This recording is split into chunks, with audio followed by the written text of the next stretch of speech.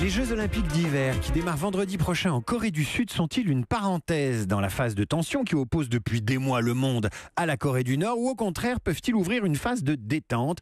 Question posée ce matin à l'auteur du Monde selon Kim Jong-un qui sort jeudi prochain à la veille du coup d'envoi des JO. Bonjour Juliette Morillo. Bonjour. Vous êtes historienne, spécialiste de la péninsule coréenne. Un mot d'abord sur la participation de la Corée du Nord aux Jeux de Séoul. Elle n'était pas gagnée. Et qu'est-ce qu'elle signifie, si elle a une signification particulière ? Ça signifie tout simplement que les deux Corées et la Corée du Nord veulent apaiser les tensions sur la péninsule. Disons que c'est une trêve olympique. C'est pour ça que ce n'est pas gagné du tout. Parce qu'en fait, le problème de fond, le dossier de fond, c'est-à-dire les tensions entre Washington et Pyongyang, le fait que la Corée du Nord possède l'arme nucléaire, le dossier de fond n'a pas été traité.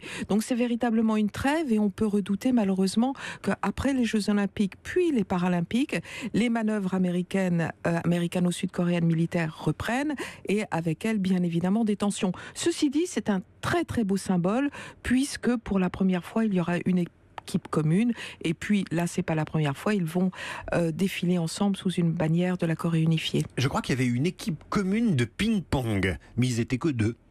Voilà. C'est arrivé. On en a même tiré un film. C'est déjà arrivé. C'était déjà un premier pas. Et puis il faut pas oublier non plus que la Corée du Nord finalement, alors c'est passé inaperçu parce que maintenant les yeux du monde et des médias sont braqués sur la Corée du Nord et les tensions. Mais la Corée du Nord a participé depuis, je crois, 72 à peu près à tous les Jeux Olympiques, à l'exception de 2, me semble-t-il. Donc ils ont toujours envoyé des délégations. Il y a un historique à décrypter sur la participation de la Corée du Nord. Cette participation, elle est plus ou moins heureuse, plus ou moins précédée de tensions. Là, c'est une participation, si on la comparait aux participations précédentes, que diriez-vous ? Alors celle-ci est éminemment symbolique. Alors je rappelle simplement qu'ils ont quand même réussi à glaner au cours de toutes ces participations, je crois à peu près 56 médailles, ce qui est quand même 56 médailles d'or me semble-t-il depuis le début, ce qui est quand même pas mal.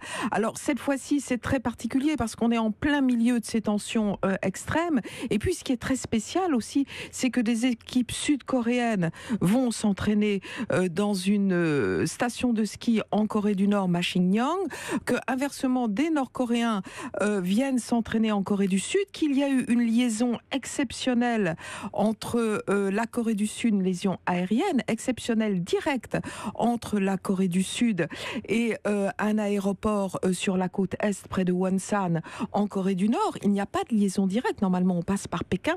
Donc tout ça c'est extrêmement nouveau. Ceci dit, ce qui a été interdit, c'est par exemple que la Corée du Nord fasse de la propagande en Corée du Sud.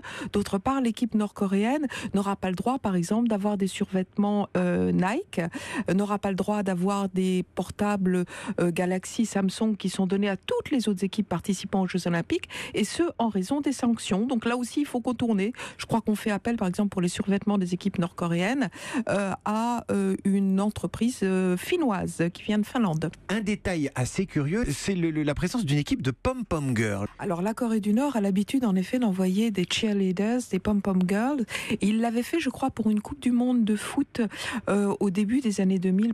Et ce qui était surprenant, c'est que dans cette équipe de très jolies filles, bien évidemment, qui sont des sportives, mais également des musiciennes, vous aviez celle qui deviendra par la suite l'épouse de l'actuel dirigeant Kim Jong-un. Elle s'appelait Ri Sol-ju. Et quand on regarde les photos de cette équipe, on voit sa femme qui était venue à Busan, le grand port de Corée du Sud. Juliette Morillo, historienne, spécialiste des deux Corées. Derrière les symboles olympiques, il y a la réalité. Il y a des mois de conflit entre le monde entier et la Corée du Nord, des tensions qui sont liées aux tirs balistiques nord-coréens, à cette course au nucléaire.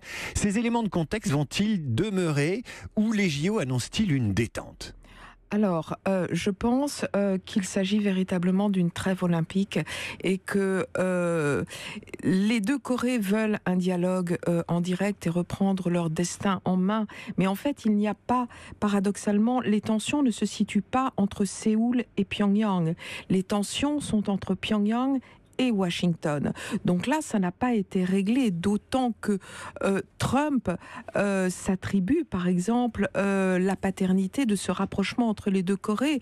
Et la Corée du Nord, bien sûr, on se souvient, c'est elle qui a annoncé, là, Kim Jong-un a été le petit malin, le smart cookie dont parlait Trump, en tendant ce rameau d'olivier finalement à la Corée du Sud lors de ses vœux du Nouvel An, c'était bien joué parce que vis-à-vis de sa population, il apparaît comme celui qui, le premier, bien évidemment, veut parler de paix et de réunification. Ça veut dire que Trump est un élément perturbateur, lui qui se targue d'avoir tout fait pour faire participer la Corée du Nord à ces Jeux Olympiques. Alors il manie la glace et le feu.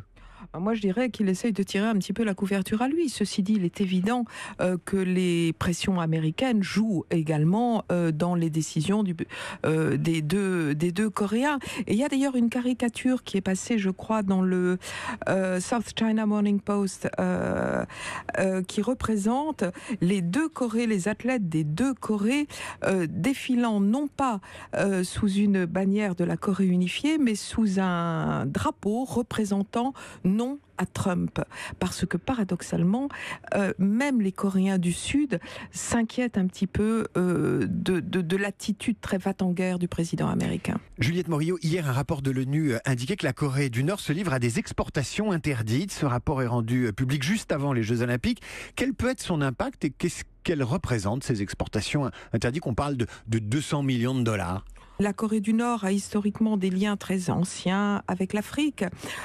Donc il y a échange de savoir-faire technique, vente d'armes, mais aussi aide dans pour l'agriculture. On parle de la Syrie aussi. On parle de la Syrie aussi. Échange balistique, échange nucléaire, échange beaucoup également d'architecture. Ils vendent leur savoir-faire, ils construisent des musées, ils construisent des statues. Alors tout ça sont des petites choses qui semblent anecdotiques, mais vous avez la même chose également en Asie, des liens avec les juntes birmanes, militaires, thaïlandaises. Vous avez énormément de petits liens économiques qui en soi n'apparaissent pas comme énormes, auxquels il faut ajouter, au-delà de ce qui est licite, même si ça contrevient aux sanctions, vous avez également les trafics illicites, c'est-à-dire on peut parler de drogue, de trafic d'ivoire, tout ce qui est aussi illicite. Donc tout ça rajouté fait que la Corée du Nord, depuis des années, a quand même des soutiens et réussit à survivre. Et donc les chiffres avancés par les Nations Unies ne m'étonnent pas du tout. Juliette Morillo, vous venez de publier Le Monde selon Kim Jong-un, ça sort la semaine prochaine aux éditions Robert Laffont. Vous y expliquez que le monde n'a pas vu venir la Corée du Nord et ses velléités nucléaires, que l'on a considéré la Corée comme une sous-nation, bref, que le monde est un peu responsable d'une situation qu'il aurait pu prévenir. Je pense que la Corée du Nord a été assez maligne parce que depuis des années, elle joue finalement des contradictions de la communauté internationale. Alors très très rapidement, la Chine n'a pas véritablement envie d'une Corée réunifiée, elle a besoin d'un État tampon à ses portes. Le Japon n'a pas envie d'une Corée réunifiée non plus, parce qu'il aurait un bloc asiatique anti-nippon devant lui. La Corée du Sud n'a pas forcément, elle non plus, envie d'une réunification parce qu'elle a une jeunesse qui est très éloignée des ancêtres nord-coréens, de ses oncles, tantes et grands-parents, et elle ne veut pas sacrifier son bien-être économique, d'autant qu'elle a des problèmes de chômage. Et venons-en maintenant aux deux principaux. Les États-Unis, finalement, depuis des années, quelle est la raison véritablement de leur présence dans cette partie du monde, si ce n'est le danger nord-coréen? Donc c'est un prétexte assez utile face à qui? Derrière la Corée du Nord, vous avez la Chine. C'est-à-dire face à l'énorme montée en puissance chinoise économique, militaire, les États-Unis ont besoin d'un prétexte pour se trouver là. Juliette Morillo, tout ça, ça vient de la division de la Corée en deux États dans les années 50. Est-ce que ces deux États peuvent avoir l'espoir, leur peuple, d'un jour d'être réunifiés ou rapprochés formellement, où il ne faut pas y compter?